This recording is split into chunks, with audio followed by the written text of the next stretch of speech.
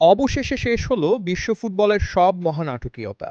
আর্জেন্টিনাকে হারিয়ে ২০২৬ ফিফা বিশ্বকাপের নতুন বিশ্ব চ্যাম্পিয়ন এখন স্পেন।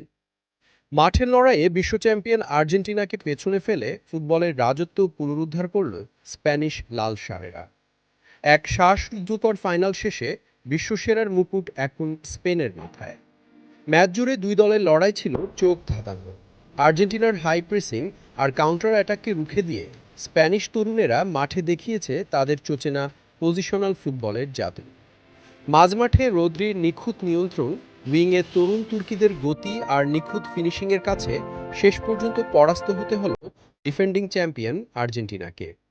একের পর এক আক্রমণ আর দারুণ ট্যাকটিক্যাল মাস্টার ক্লাসে ম্যাচটি নিজেদের করে নেয় স্পেন।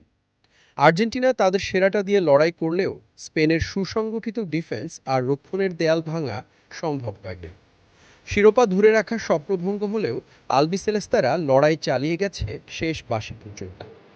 কিন্তু আজকের রাতটা ছিল সম্পূর্ণ স্পেনের। বিশ্ব ফুটবলের সিংহাসনে আবারও ফিরল ইউরোপের এই পরাশক্তি।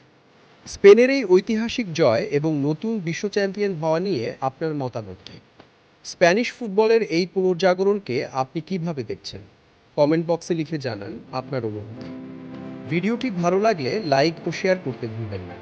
আর ফুটবল দুনিয়ার সব লেটেস্ট আপডেট ও ম্যাচ অ্যানালিসিস সবার আগে পেতে এখনই গোল বক্স বিডি চ্যানেলটি সাবস্ক্রাইব ও ফলো করুন। দেখা হচ্ছে পরের ভিডিওতে।